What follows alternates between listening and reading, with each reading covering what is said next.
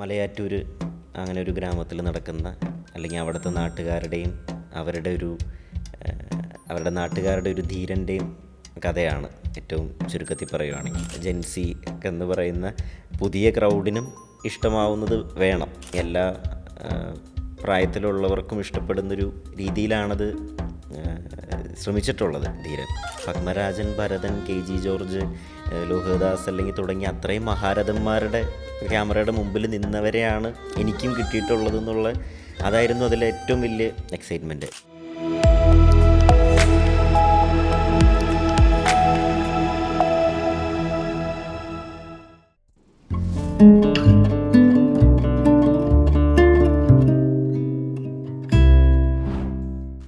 ദേവദത്ത് ഷാജിയാണ് നമ്മുടെ കൂടെ ഇന്ന്. ഭീഷ്മപർവം എന്ന് പറയുന്ന സിനിമയുടെ തിരക്കഥാകൃത്ത്. ഇപ്പോൾ അത് കഴിഞ്ഞിപ്പോൾ ധീരൻ എന്ന് പറയുന്ന സിനിമയുടെ സംവിധായകൻ. അതിൻ്റെ വർക്ക് ഏകദേശം പൂർത്തിയായിരിക്കുകയാണ്. ശരിക്കും ധീരൻ എന്ന് പറയുന്ന സിനിമ എന്താണ്? ഞങ്ങളുടെ പരസ്യവാചകം പോലെ തന്നെ മലയാളത്തിലെ യുവതാരങ്ങൾ അണിനിരക്കുന്ന ഒരു കോമഡി ആക്ഷൻ ഡ്രാമയാണ് ധീരൻ. ഇപ്പോൾ അതിൻ്റെ പോസ്റ്റ് പ്രൊഡക്ഷൻ വർക്ക്സ് നടന്നുകൊണ്ടിരിക്കുകയാണ്. അപ്പോൾ അതുകൊണ്ട് തന്നെ എനിക്ക് ഒരു പരിധി കൂടുതൽ അതിൻ്റെ കഥയെപ്പറ്റി പറയാൻ പരിമിതികളുണ്ട്. പക്ഷേ ഇപ്പോൾ പ്രൊമോ വീഡിയോ ഒരെണ്ണം ഞങ്ങൾ ഇറക്കിയിരുന്നു. അപ്പോൾ അതിൽ ഉള്ള പോലെ രാജേഷ് മാധവൻ, ജഗദീഷ് ഏട്ടൻ, മനോജ് K ജയൻ, അശോകൻ ചേട്ടൻ, സുധീഷ് ഏട്ടൻ, വിനീത് ഏട്ടൻ, പിന്നെ സിദ്ധാർത്ഥ ഭരതൻ, അരുൺ ചെറുകാവിൽ, അങ്ങനെ ഒരു പറ്റം ആർട്ടിസ്റ്റുകൾ അല്ലെങ്കിൽ നമുക്ക് എല്ലാവർക്കും ഇഷ്ടമുള്ള ഒരുപാട് ആർട്ടിസ്റ്റുകളുള്ള ഒരു സിനിമയാണ്. ഇപ്പോൾ മലയാറ്റൂർ അങ്ങനെ ഒരു ഗ്രാമത്തിൽ നടക്കുന്ന അല്ലെങ്കിൽ അവിടുത്തെ നാട്ടുകാരുടെയും അവരുടെ നാട്ടുകാരുടെ ഒരു ധീരൻ്റെയും കഥയാണ് ഏറ്റവും ചുരുക്കത്തിൽ പറയുകയാണെങ്കിൽ. എന്നാൽ അപ്പോൾ ഒരു നാടിൻ്റെ രക്ഷകനോ അല്ലെങ്കിൽ അങ്ങനെ ഒരു സൂപ്പർ ഹീറോ അങ്ങനെയൊന്നുമല്ല. വളരെ സാധാരണക്കാരനായ, വളരെ റൂട്ടഡായ, ഗ്രൗണ്ടഡായ ഒരു ധീരനാണ്. അപ്പോൾ ധീരൻ്റെയും നാട്ടുകാരുടെയും കഥയാണ്. ദേവദത്ത് ഇതിൻ്റെ ഒരു പ്രൊമോഷൻ പരിപാടിയിൽ നേരത്തെ ഞാൻ കണ്ടതാണ്. ഇത് 90കളിൽ ഇറങ്ങിയിട്ടുള്ള ജഗദീഷ്, മുകേഷ് അതുപോലുള്ള നടന്മാരുടെ പിന്നെ കോമഡി സിനിമകൾ, പ്രത്യേകിച്ച് റാംജി റാവ് സ്പീക്കിംഗ്, ഇൻഹരിയർ നഗർ എന്നിവയൊക്കെ ഫോളോ ചെയ്യുന്ന ഒരു പാറ്റേൺ ആണ് ഈ സിനിമ എന്ന് പറഞ്ഞിട്ടുണ്ട്. എങ്ങനെയാണ് അത്തരത്തിലുള്ളൊരു കോമഡി പാറ്റേണിലുള്ളൊരു സിനിമയാണോ ഇത്? തീർച്ചയായിട്ടും ഈ സിനിമയ്ക്ക് പഴയ സിദ്ദിഖ് ലാൽ സിനിമകൾ ഒരുപാട് ഇൻസ്പിറേഷനായിട്ടുണ്ട്. ഇപ്പോൾ ഇൻഹരിയർ നഗറും, റാംജി റാവ് സ്പീക്കിംഗ് അല്ലെങ്കിൽ മാന്നാർമത്തായി സ്പീക്കിംഗ് തുടങ്ങിയ സിനിമകൾ, എനിക്ക് ആ സിനിമയുടെ ഫോർമാറ്റുകൾ എപ്പോഴും ഭയങ്കര ഇഷ്ടമായിരുന്നു. അല്ലെങ്കിൽ അവരുപയോഗിച്ച കമേഴ്ഷ്യൽ ഫോർമുല എനിക്ക് എപ്പോഴും ഇഷ്ടമാണ്, ഇപ്പോഴും കാണാൻ ഇഷ്ടമാണ്. അതായത് ഒരു സീരിയസ് ഡ്രാമ ഒരു സ്ഥലത്ത് നടക്കുന്നുണ്ടാവും, വളരെ ലൈറ്റ് ഹാർട്ടഡ് ആയിട്ടുള്ള തമാശകളും നർമ്മമുഹൂർത്തങ്ങളൊക്കെ വേറൊരു സ്ഥലത്ത് നടക്കുന്നുണ്ടാവും. ഒരു പോയിൻ്റിൽ ഇത് രണ്ടും ബ്ലെൻഡാവും. അല്ലെങ്കിൽ ഈ തമാശ പറയുന്നവർ ഈ സീരിയസ് കഥാപാത്രങ്ങളുടെ ഇടയിലേക്ക് ചെന്ന് ഇത് രണ്ടും കൂടെ വരുമ്പോൾ പിന്നീട് വരുന്നൊരു കൂട്ടപ്പൊരിച്ചിലും, എനിക്ക് ആ ഫോർമുല എനിക്ക് എപ്പോഴും ഇഷ്ടമാണ്. അപ്പോൾ അത്തരത്തിലുള്ള ഒരു ഫോർമാറ്റാണ് ധീരൻ്റെ. എന്നാൽ തീർച്ചയായിട്ടും ഇപ്പോൾ നമ്മൾ 2025 വരുമ്പോൾ കാലാനുസൃതമായ പല മാറ്റങ്ങളും അതിൻ്റെ തമാശകളിലാണെങ്കിലും, ഇപ്പോൾ നമ്മൾ അന്ന് ഓഡിയൻസ് ചിരിച്ചൊരു തമാശയ്ക്ക് ചിലപ്പോൾ ഇന്ന് ചിരിക്കണമെന്നില്ല. അപ്പോൾ അത്തരത്തിലുള്ള മാറ്റങ്ങളും പിന്നെ ഇപ്പോഴത്തെ ജനറേഷനും അല്ലെങ്കിൽ ഇപ്പോൾ നമ്മൾ പറയുന്ന ജെൻസി എന്ന് പറയുന്ന പുതിയ ക്രൗഡിനും ഇഷ്ടമാവുന്നത് വേണം. അപ്പോൾ അത്തരത്തിൽ അങ്ങനെ ഒരു എല്ലാ വിഭാഗം, എല്ലാ പ്രേക്ഷകർക്കും അല്ലെങ്കിൽ എല്ലാ പ്രായത്തിലുള്ളവർക്കും ഇഷ്ടപ്പെടുന്നൊരു രീതിയിലാണത് ശ്രമിച്ചിട്ടുള്ളത് ധീരൻ. ഈ തമാശകളുടെ ഒരു കാര്യം പറയുമ്പോൾ ഇപ്പോൾ പറഞ്ഞു വരുന്നൊരു കാര്യം, ഈ തമാശ സിനിമകൾ ചെയ്യുക എന്ന് പറയുന്നത് ഈ കാലഘട്ടത്തിൽ വളരെയധികം ബുദ്ധിമുട്ടാണെന്ന് പറഞ്ഞിട്ടുണ്ട്. അതിൻ്റെ ഒരു പ്രധാനപ്പെട്ട ഒരു കാര്യം, പലതരം ആൾട്ടർനേറ്റ് വീഡിയോസിലൂടെ, പ്രത്യേകിച്ച് റീൽസിലൂടെ, ഷോർട്ട് വീഡിയോസിലൂടെയൊക്കെ ദിവസവും നമ്മൾക്കിങ്ങനെ തമാശകൾ ചെറുതായിട്ട് കണ്ടുകൊണ്ടിരിക്കുന്നുണ്ട്. ഇതിനെ ഓവർകം ചെയ്തുകൊണ്ട് വേണം നമുക്ക് സിനിമയിൽ ഒരു തമാശയുടെ ഒരു പാറ്റേൺ ഉണ്ടാക്കാൻ വേണ്ടിയിട്ട്. അത്തരത്തിൽ എങ്ങനെയാണ് ഒരു തമാശ സിനിമയുമായിട്ട് ദേവദത്ത് വരുമ്പോൾ അതിനെ എങ്ങനെയാണ് നമ്മൾ കൗണ്ടർ ചെയ്യുക അല്ലെങ്കിൽ ഓവർകം ചെയ്യുക? അതിൻ്റെ ഒരു പരിശ്രമം എങ്ങനെയായിരുന്നു ഈ സിനിമയിൽ? എങ്ങനെയായിരുന്നു? ഇപ്പോൾ ഇതിൻ്റെ സ്ക്രിപ്റ്റ് എഴുതുമ്പോൾ അല്ലെങ്കിൽ ഇതിൻ്റെ ഒരു ഫസ്റ്റ് ഐഡിയ തൊട്ട് ആ ഫസ്റ്റത്തെ ഏറ്റവും ഫസ്റ്റ് വെരി തോട്ടിൽ തന്നെ ഒരു ചെറിയ തമാശയുള്ളതായിരുന്നു അതിൻ്റെ ഒരു തോട്ട് തന്നെ. അതെനിക്കിപ്പോൾ പറയാൻ പറ്റില്ല, അത് സ്പോയിലറാണ്. പിന്നീട് അത് സ്ക്രിപ്റ്റ് ആക്കുമ്പോഴും അല്ലെങ്കിൽ പൂർണ്ണമായിട്ടും എനിക്കിത് ഇതിൽ നടക്കുന്നത് ഒരു വളരെ സീരിയസ് ആയിട്ടുള്ളൊരു കഥയാണ്. പക്ഷേ അത് തുടക്കം മുതൽ അവസാനം വരെ ഹ്യൂമറിൻ്റെ പശ്ചാത്തലത്തിലാണ് പറഞ്ഞു പോകുന്നത്. ഇപ്പോൾ ഇത് ഞാൻ എഴുതിയൊരു ഫസ്റ്റ് ഡ്രാഫ്റ്റൊക്കെ കഴിഞ്ഞപ്പോൾ എനിക്കിഷ്ടമുള്ള തമാശകളുണ്ട്. അതാണ് ഒരു പരിധി വരെ ധീരനിൽ ഞാൻ കേട്ടാ ചിരിക്കുന്ന അല്ലെങ്കിൽ ഞാൻ പറയാറുള്ള എനിക്കിഷ്ടമുള്ള തമാശകളാണ്. അപ്പോൾ ഇതൊരു ഫസ്റ്റ് ഡ്രാഫ്റ്റൊക്കെ കഴിഞ്ഞ് ഞാൻ എൻ്റെ സുഹൃത്തുക്കളെയൊക്കെ വായിച്ച് കേൾപ്പിക്കുന്നൊരു സമയത്തും അതിൽ ഭൂരിഭാഗം തമാശകൾക്കും ഇവർ ചിരിക്കുന്നുണ്ടായിരുന്നു. അപ്പോൾ ഞാൻ പൊതുവേ ഇപ്പോൾ നമ്മുടെ സർക്കിളിലുള്ള കാരണം നമുക്ക് തമാശകൾ എങ്ങനെയാണ് ഇപ്പോൾ ജഡ്ജ് ചെയ്യുമ്പോൾ രൂപേഷ് ഏട്ടന് ഇഷ്ടമുള്ളൊരു തമാശയായിരിക്കില്ലല്ലോ എനിക്ക്. അപ്പോൾ മെജോറിറ്റിക്ക് ഇഷ്ടപ്പെടുന്നതാണ് ഞാൻ ഇതിൽ കൊണ്ടുവരാൻ ശ്രമിച്ചിട്ടുള്ളത്. ഇപ്പോൾ ഒരു 10 പേരിലൊരു 7-8 പേര് ഒക്കെ ചിരിക്കുന്ന തമാശകളാണ് പരമാവധി ഉൾപ്പെടുത്താൻ. അത് ഫോഴ്സ്ഫുള്ളി അല്ല എന്നാണ് എൻ്റെ വിശ്വാസം. അപ്പോൾ ഇതിൽ അങ്ങനെ നമ്മൾ ഒരു കോമഡിക്ക് വേണ്ടിയുള്ളൊരു കോമഡി ഉണ്ടെന്ന് എനിക്ക് തോന്നുന്നില്ല. അതെ, പണ്ട് സിദ്ദിഖ് ലാൽ ഒക്കെ തിരക്കഥ എഴുതുമ്പോൾ അവരുടെ തമാശകൾ പലരോടും പറഞ്ഞു നോക്കുമായിരുന്നു. അത് സക്സസ്ഫുൾ ആണെങ്കിൽ മാത്രമേ ഇതിനകത്ത് ചെയ്യാൻ പറ്റുള്ളൂ എന്നുള്ള രീതിയിലൊക്കെ അവർ വർക്ക് ചെയ്തിരുന്നു എന്ന് കേട്ടിട്ടുണ്ട്. അതേപോലെ ദേവദത്തിൻ്റെ ഒരു സ്ക്രിപ്റ്റ് റീഡിങ് സെഷൻ്റെ വീഡിയോ ഞാൻ കണ്ടിരുന്നു.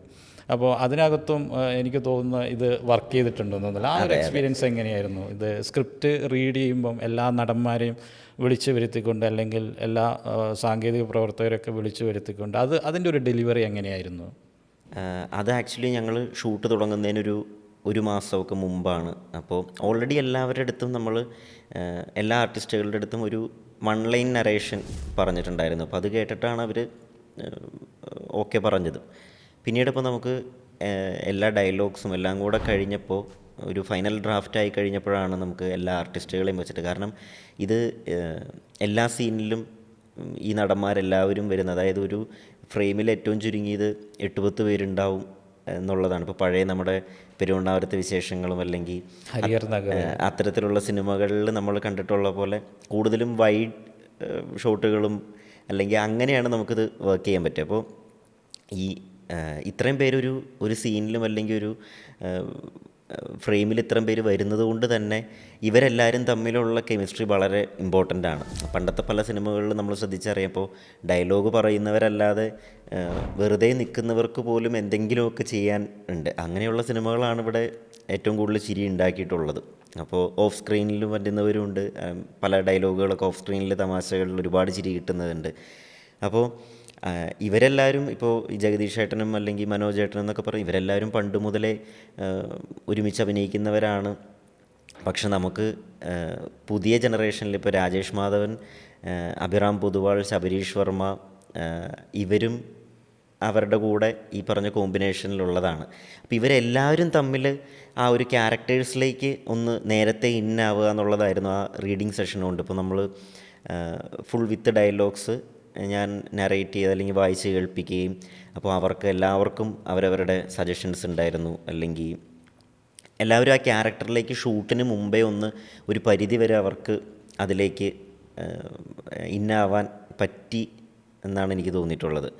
അപ്പോൾ എന്തുകൊണ്ടും ഇവിടെ ഇനിയിപ്പോൾ ഞാൻ ഏത് സിനിമ ചെയ്താലും അല്ലെങ്കിൽ എൻ്റെ സർക്കിളിലുള്ളവരുമൊക്കെ ഏതൊരു സിനിമ ചെയ്താലും ഇത്തരത്തിലൊരു സ്ക്രിപ്റ്റ് റീഡിങ് സെഷൻ നടത്താൻ ശ്രമിക്കും എന്നുള്ളത്. കാരണം അത് അത്രയും യൂസ്ഫുള്ളായിരുന്നു നമുക്കപ്പോൾ. അതിന് ശേഷം ഈ റീഡിങ് സെഷന് ശേഷം എനിക്ക് ആ ഫൈനൽ ഡ്രാഫ്റ്റിൽ പോലും പല ചെറിയ കറക്ഷൻസ് അല്ലെങ്കിൽ ഇപ്പോൾ എനിക്കത് വായിച്ചപ്പോൾ അവരുടെ റെസ്പോൺസിൽ നിന്ന് കിട്ടിയ പല കറക്ഷൻസും ഒക്കെ വരുത്താനും ഒക്കെ സാധിച്ചിട്ടുണ്ടായിരുന്നു. അതുപോലെ തന്നെ ഈ 90കളിലെ പിന്നെ ഏറ്റവും വലിയ കോമഡി നടന്മാരായിട്ടുള്ള അല്ലെങ്കിൽ തമാശ കൊണ്ട് 90കളിലൊരു തലമുറയെ തന്നെ ചിരിപ്പിച്ചിട്ടുള്ള ജഗദീഷ്, അശോകൻ, അതുപോലെ തന്നെ മനോജ് കെ ജയൻ, ഇവരുടെ ഒരു തലമുറ ഈ സിനിമയിൽ ഒരു ഭാഗത്ത് നിൽക്കുന്നു. മറുഭാഗത്ത് ഇപ്പോൾ ദേവദത്ത് പറഞ്ഞ പോലെ തന്നെ അഭിറാം, പിന്നെ രാജേഷ് മാധവൻ, അതേപോലെ ശബരീഷ്, ഇവരുടെ വേറൊരു തലമുറ. ഇതിൻ്റെ ഏറ്റവും വലിയൊരു കാര്യം എന്ന് പറഞ്ഞാൽ അവർ ആ കാലഘട്ടത്തിൽ ഒരു തമാശയുടെ പാറ്റേണുകളിൽ മലയാളികളെ മുഴുവൻ സിനിമകളിലേക്ക് കൊണ്ടുവന്ന ഒരു നടന്മാരുടെ ഒരു ഒരു ഒരു ഒരു ഗ്രൂപ്പ്. ഇപ്പുറത്ത് പുതിയ തലമുറയിൽ തമാശ ചെയ്ത് ഫലിപ്പിച്ചിട്ടുള്ള മറ്റൊരു കൂട്ടം നടന്മാർ. ഇവരുടെ ഒരു കോമ്പിനേഷൻ്റെ ഒരു എക്സ്പീരിയൻസ് എങ്ങനെയാണ്? അവരെ ഈ രണ്ട് ഗ്രൂപ്പ് ഓഫ് നടന്മാരെ ഡയറക്റ്റ് ചെയ്യുമ്പോൾ ഒരു എക്സ്പീരിയൻസ് എങ്ങനെയായിരുന്നു?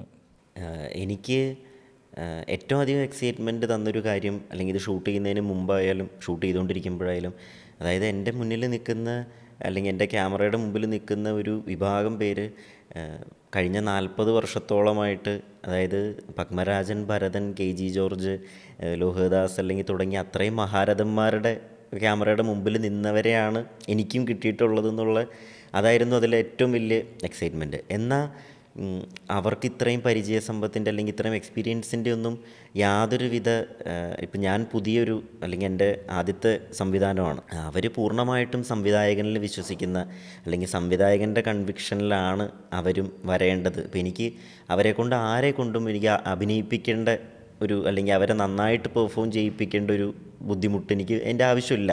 പക്ഷേ നമുക്കിപ്പോൾ നമുക്ക് ഇപ്പോൾ എൻ്റെ ഉള്ളിലാണ് ആ ക്യാരക്ടറിനെ പറ്റി എനിക്ക് പൂർണ്ണമായിട്ടും അതിൻ്റെ ഒരു ക്യാരക്ടർ ആർക്കും എല്ലാം അറിയാവുന്ന, തീർച്ചയായിട്ടും അത് എഴുതിയത് കൊണ്ടും. അപ്പോൾ ചില ഏരിയയിലൊക്കെ ഇങ്ങനെ പെർഫോം ചെയ്യുന്ന സമയത്ത് അതിൻ്റെ മീറ്റർ ചിലപ്പോൾ കുറച്ച് ലൗഡായി പോയേക്കാം, അല്ലെങ്കിൽ അപ്പോൾ അത്തരത്തിൽ അപ്പോൾ എനിക്കും ആദ്യമൊക്കെ ഒരു മടി, അല്ലെങ്കിൽ ഞാൻ ഇവരുടെ അടുത്തത് എങ്ങനെ അവതരിപ്പിക്കും, ഇവർ ഇത്രയും സീനിയേഴ്സാണ്. പക്ഷേ അവർ അതിനെ ഏറ്റവും ഹെൽത്തി ആയിട്ട് അല്ലെങ്കിൽ അങ്ങനൊരു പരസ്പര ബഹുമാനത്തോടെയായിരുന്നു അവർ. ഞാനിപ്പോൾ ചേട്ടാ അത് അവിടെ അത്ര ലൗഡാവണ്ട, അപ്പോൾ അതിനോടൊപ്പം നിന്ന് അത്രയധികം കംഫർട്ടായിരുന്നു ഇവരെല്ലാവരും, ഈ സീനിയേഴ്സായിട്ടും ഒക്കെ വർക്ക് ചെയ്യാൻ. പിന്നെ ഇപ്പോൾ ന്യൂ ജനറേഷൻ അല്ലെങ്കിൽ ഇവരുടെ കാര്യം പറയുമ്പോൾ അവർ എൻ്റെ സുഹൃത്തുക്കളായിരുന്നു. ഇപ്പോൾ രാജേഷ് മാധവൻ, ഞാൻ ആദ്യമായിട്ട് വർക്ക് ചെയ്യുന്ന പടം കുമ്പളങ്ങി നൈറ്റ്സാണ് അസിസ്റ്റൻറ്റ് ഡയറക്ടറായിട്ട്. അപ്പോൾ അതിൽ അസോസിയേറ്റ് ഡയറക്ടറായിരുന്നു രാജേഷ് ഏട്ടൻ. അപ്പോൾ അങ്ങനെ ബന്ധം. പിന്നെ അഭിരാമേട്ടനായാലും ശബരീഷ് ഏട്ടനാണെങ്കിലും ഒക്കെ സുഹൃത്തുക്കളായിരുന്നു. അപ്പോൾ അതുകൊണ്ട് തന്നെ അവരായിട്ട് നമുക്ക് അങ്ങനൊരു ഒരു പരിധി കൂടുതൽ പ്രായ വ്യത്യാസമില്ല. അപ്പോൾ അത്തരത്തിലൊരു ഫ്രണ്ട്ഷിപ്പിൽ തന്നെ നമുക്ക് അവരുമായിട്ട് വർക്ക് ചെയ്ത് പോകാൻ പറ്റിയിരുന്നു. അപ്പോൾ പിന്നെ ഈ 2 ജനറേഷനും അല്ലാതെ ഇതിനിടയിൽ നിൽക്കുന്നതാണ് സിദ്ധാർത്ഥ് ഭരതനും അരുൺ ചെറുകാവിൽ. അവർ 2000-ൻ്റെ സ്റ്റാർട്ടിങ്ങിനെ റെപ്രസെൻ്റ് ചെയ്യുന്ന, അല്ലെങ്കിൽ ഇപ്പോൾ നമ്മളും അവരുടെ ഒരു കോൺട്രിബ്യൂഷൻ എങ്ങനെയായിരുന്നു ഇവരുടെ ഇടയിൽ നിൽക്കുന്ന ഈ മനുഷ്യന്മാരുടെ? അതായത് സിദ്ധാർത്ഥ് ഭരതൻ്റെ കാര്യം പറഞ്ഞപ്പോഴോ, അദ്ദേഹമൊക്കെ 2000-ലാണല്ലോ സിനിമയിലേക്ക് വരുന്നത്. അങ്ങനെ ഒരു എക്സ്പീരിയൻസ് കൂടിയുണ്ട്. ഇത് ഇവരുടെ ഒരു മിഡിലിൽ നിൽക്കുന്ന മനുഷ്യന്മാരാണ്. അതെ, അവരുടെ ഒരു കോൺട്രിബ്യൂഷൻ എങ്ങനെയായിരുന്നു? അതുകൊണ്ടാണ് ഞാൻ ആദ്യം പറഞ്ഞത് എല്ലാ ജനറേഷനെയും പ്രതിനിധീകരിച്ച ആളുകളുണ്ട്. അവരുടെ കോൺട്രിബ്യൂഷൻ എന്ന് പറഞ്ഞാൽ അവർ വളരെ ഇമ്പോർട്ടൻ്റായ ക്യാരക്ടേഴ്സ് തന്നെയാണ്. ഇപ്പോൾ സ്ക്രീൻ സ്പേസ് ചിലപ്പോൾ ഒരുപക്ഷെ മറ്റുള്ളവരുടെ അത്രയും ഇല്ലായിരിക്കാം, പക്ഷേ കഥയിൽ വളരെയധികം ഇമ്പോർട്ടൻസ് ഉള്ള ക്യാരക്ടറാണ്. ഇപ്പോൾ അരുൺ ചെറുകാവിലിൻ്റെ ആണെങ്കിലും നമ്മുടെ വിനീതേട്ടൻ ഇതുവരെ അങ്ങനെ ചെയ്യാത്ത ഒരു പുള്ളിയുടെ കരിയറിൽ ഇത്തരത്തിലൊരു കഥാപാത്രം ആദ്യമായിട്ടായിരിക്കും വിനീതേട്ടൻ ചെയ്യുന്നത്. അപ്പോൾ വിനീതേട്ടൻ്റെ കൂടെ തന്നെയൊക്കെയുള്ളൊരു ക്യാരക്ടറാണ്. അവരുമെല്ലാം എനിക്ക് അരുൺ ചേട്ടനെയൊക്കെ മുന്നേ പരിചയം ഉണ്ടായിരുന്നു. പക്ഷേ സിദ്ധുവേട്ടൻ എനിക്ക് ഇതിൻ്റെ ഷൂട്ടിന് ഏറ്റവും അവസാനം നമ്മളത് വേറൊരാളേക്കായിരുന്നു ആദ്യം പ്ലാൻ ചെയ്തിരുന്നത്. പിന്നീട് അവസാനത്തെ ഒരു മൊമെൻറ്റിലാണ് അത് സിദ്ധാർത്ഥ് ഭരതനിലേക്ക് വരുന്നത്. ഷൂട്ടിന് എനിക്ക് തോന്നുന്നു ഒരാഴ്ച മുമ്പ് അല്ലെങ്കിൽ 10 ദിവസം മുമ്പൊക്കെയാണ്. പക്ഷേ കുറച്ച് ദിവസങ്ങളെ അദ്ദേഹത്തിന് ഷൂട്ടും ഉണ്ടായിരുന്നിട്ടുള്ളൂ. ആ ഒരു കുറച്ച് ദിവസങ്ങളിൽ തന്നെ ഞങ്ങൾ തമ്മിൽ ഈ സിനിമയ്ക്കപ്പുറവും വളരെയധികം ആ ഒരു ഫ്രണ്ട്ഷിപ്പ് ഭയങ്കരമായിട്ട് വർക്കൗട്ടായി എന്നുള്ളതാണ്. ഇപ്പോൾ അദ്ദേഹം ഒരു സംവിധായകൻ അല്ലെങ്കിൽ എഴുത്തുകാരനൊക്കെ ആയിട്ട് ആളാണ്. അപ്പോൾ ഞങ്ങൾ എത്രയും പെട്ടെന്ന് നമുക്ക് ഒരുമിച്ചൊരു സിനിമ ചെയ്യണമെന്ന് പറയുന്ന അങ്ങനത്തെ ഒരു പോയിന്റിലേക്ക് ഞങ്ങൾ ഈ കഴിഞ്ഞ ആ കുറച്ച് ദിവസങ്ങൾ കൊണ്ട് തന്നെ എത്തി. ഇപ്പോൾ ചിലപ്പോൾ അദ്ദേഹം സംവിധാനം ചെയ്യുമ്പോൾ ഞാൻ എഴുതുന്നു എന്നൊക്കെ പറയുന്ന പോലെ അത് ഉടനെ തന്നെ ഉണ്ടാവും എന്നുള്ളൊരു പ്രതീക്ഷയിൽ. അപ്പോൾ അങ്ങനെ നമ്മൾ സിനിമയിൽ ഇപ്പോൾ ഈ സീനിയേഴ്സിൻ്റെ കൂടെയാണെങ്കിലും പറയുമ്പോൾ നമ്മൾ സിനിമ മാത്രമല്ലല്ലോ ഇവരായിട്ട് സംസാരിക്കുക. നമ്മളിപ്പോൾ ഷൂട്ടിനിടയിലുള്ള ബ്രേക്ക് ടൈമിലുമൊക്കെ ഇവിടെ ധീരൻ്റെ സെറ്റിൽ ഇപ്പോൾ ക്യാരവനിലൊക്കെ ഇവരെല്ലാവരും മറ്റേ കസേര ഇട്ടിട്ട് ഇരുന്ന് പഴയ 80കളിലെ കഥ പറയുകയും അപ്പോൾ നമ്മളും അത് കേട്ടിരിക്കുക, നമുക്കെല്ലാം പുതിയ അനുഭവങ്ങളാണ് അല്ലെങ്കിൽ പുതിയ കഥകളാണ് കേൾക്കുന്നത്. ഓരോ തമാശകളും കാര്യങ്ങളും പറയുകയും അപ്പോൾ സിനിമ അല്ലെങ്കിൽ ആ കഥാപാത്രങ്ങൾ അതിൽ നിന്ന് മാറി എല്ലാവരും തമ്മിൽ ആ സൗഹൃദവും ഏറ്റവും നല്ല രീതിയിൽ തന്നെ ഇവരെല്ലാവരുമായിട്ടും അത് വർക്കൗട്ടായി എന്നുള്ളത് ഭയങ്കര സന്തോഷമുള്ളൊരു കാര്യമാണ്.